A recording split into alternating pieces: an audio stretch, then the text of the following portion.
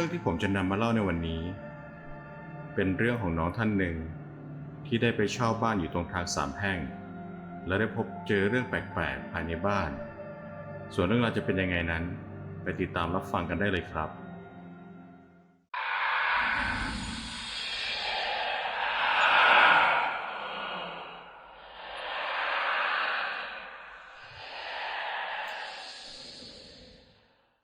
สวัสดีครับท่านผู้ฟังยินดีต้อนรับเข้าสู่รายการเรื่องเล่าหลอนก่อนที่จะไปฟังเรื่องเล่ากันในวันนี้ขอให้เพื่อนๆได้โปรดกดไลค์กด Subscribe เพื่อเป็นกำลังใจให้ช่องของเรากันด้วยนะครับถ้าพร้อมกันแล้วก็ไปฟังกันได้เลยครับเรื่องนี้ผมได้อ่านจากในกระทู้ในพันทิปนะครับเลยนำมาเล่าให้เพื่อนๆฟังโดยสมมุติชื่อเจ้าของกระทู้ชื่อเอ็มแล้วกันนะครับโดยคุณเอ็มได้เล่าว่าเมื่อ10 ปีก่อนผมและย่าได้ย้ายเข้ามาอยู่ในบ้านหลังหนึ่งเป็นบ้านที่สร้างใหม่บนที่ว่างเป็นบ้านชั้นครึ่งอยู่ใจกลางเมืองกว้างและสบายมากๆครับด้วยความที่เป็นบ้านใหม่ผมก็ไม่ได้คิดอะไรแต่มันอยู่ตรงทางสามแพร่ง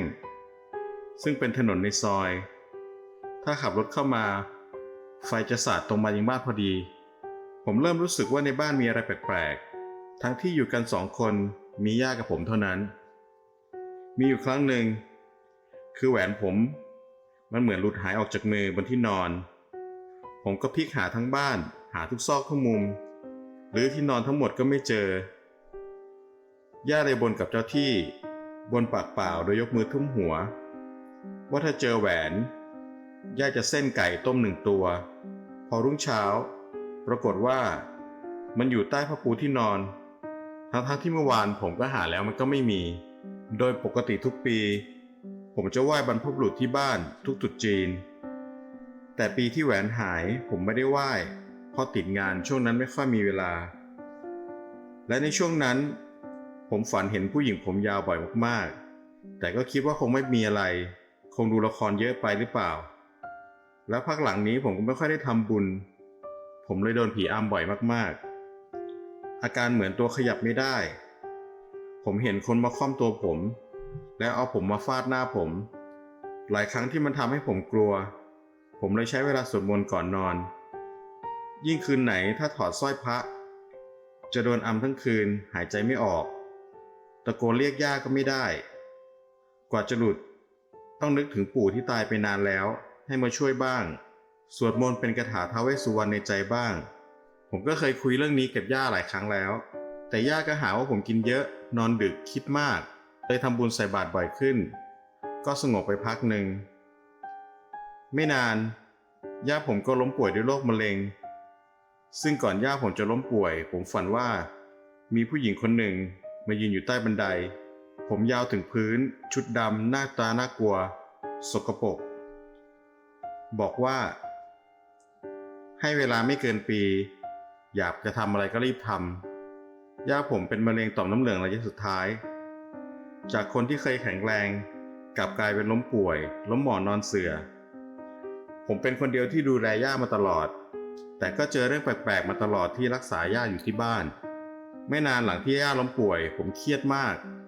แล้วในบ้านก็เกิดเรื่องแปลกๆบางทีรู้สึกวังเวงไปหมดย่าก็เข้าออกโรงพยาบาลเป็นว่าเล่นผมรู้สึกว่าตัวเองเหนื่อยเหมือนใจจะขาดเลยครับงานก็ดรอปลงไม่มีพลังงานทำงานเลยต้องให้เพื่อนช่วยดูแลแทนตลอดกิจการอยู่ในภาวะเกือบล่มบางวันก็มานั่งร้องไห้หลังบันไดบ้านอยากจะฆ่าตัวตาย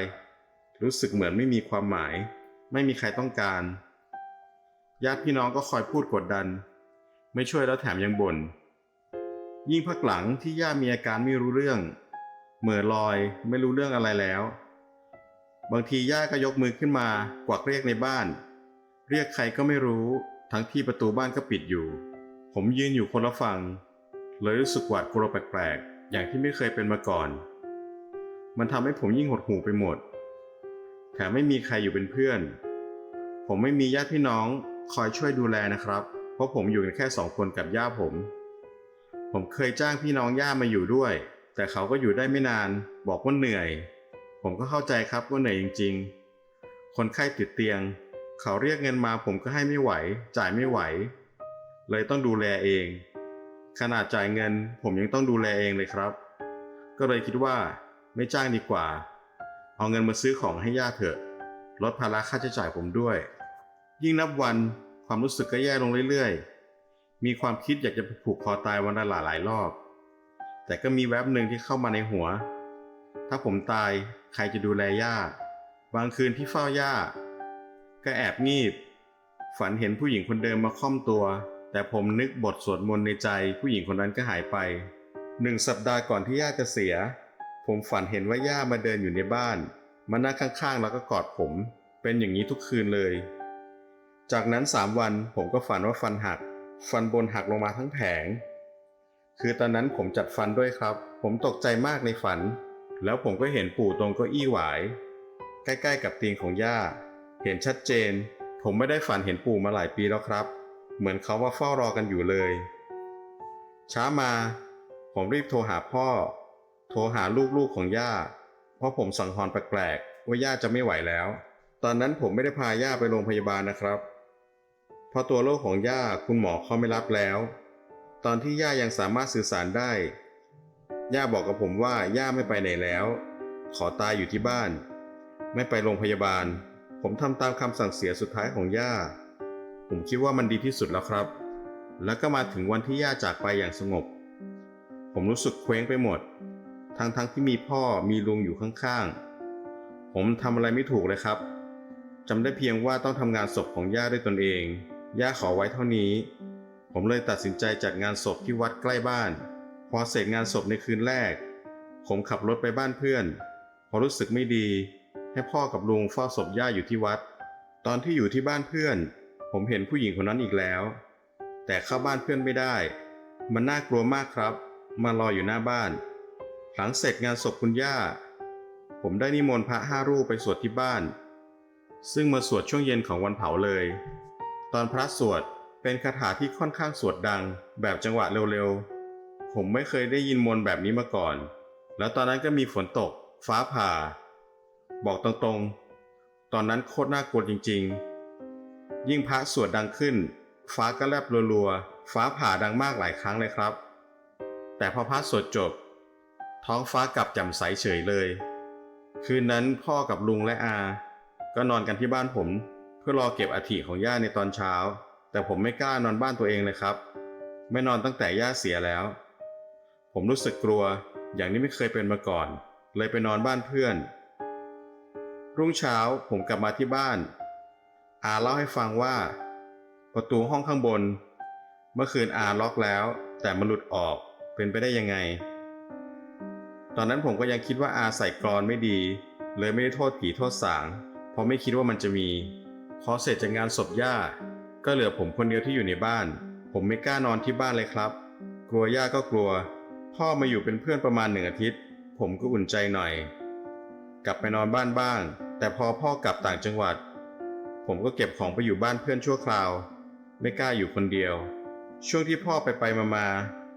ผมก็นอนอยู่ห้องข้างบนพ่อนอนข้างล่างผมนอนที่บ้านก็โดนผีอำตลอดหายใจไม่ออกถ้าคืนไหนเปิดไฟก็ไม่เป็นไรแต่ถ้าคืนไหนนอนมืดๆเมื่อไหร่ผมจะโดนทุกทีมีคืนหนึ่งที่ผมกลับมานอนบ้านคนเดียวผมก็โดนอำอีกแล้วครับเห็นเต็มตาเลยครับผู้หญิงผมยาวชุดดำเอาผมมาฟาดที่หน้าผมพยายามจะลุกขึ้นแต่มันก็ไม่หลุดครับลุกไม่ได้ตอนนั้นพยายามจะปิดตาก็ปิดไม่ได้ผมเลยนึกถึงย่าในใจก็คิดให้ย่าช่วยด้วยช่วยผมด้วยพอผมหลุดผมรีบคว้าโทรศัพท์มาดูนาฬิกาตี 3กว่าผมจำได้แม่นเลยรีบกดโทรศัพท์หาเพื่อนทันทีนึกขึ้นได้เลยไปเปิดไฟแล้ววิ่งลงข้างล่างหยิบกระเป๋าสตางค์กับกุญแจรถเปิดประตูบ้านได้ผมถอยรถยนต์ชนประตูบ้านแบบไม่กลัวรถพังเลยครับไม่สนใจอะไรแล้วตอนนั้นคิดอย่างเดียวกูต้องไปจากตรงนี้ให้ได้คือกลัวมากๆตอนนั้นตุ๊กแกหลังบ้านก็ร้องคือมันน่ากลัวไปหมดผมช็อกไปยันเช้าเลยพอรุ่งสางผมออกไปใส่บาตรให้ย่ากับเจ้ากรรมนายเวรที่ผมเจอเมื่อคืนผมเลยตัดสินใจกลับไปบ้านกับเพื่อน เก็บข้าวของที่จำเป็นต้องใช้มาอยู่บ้านเพื่อนบ้านผมก็เลยไม่มีคนอยู่ช่วงหลังพ่อมาอยู่บ้านแต่ก็ไปมา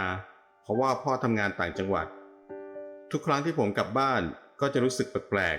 ๆเหมือนมีคนจ้องมองอยู่ผมไปอยู่บ้านเพื่อน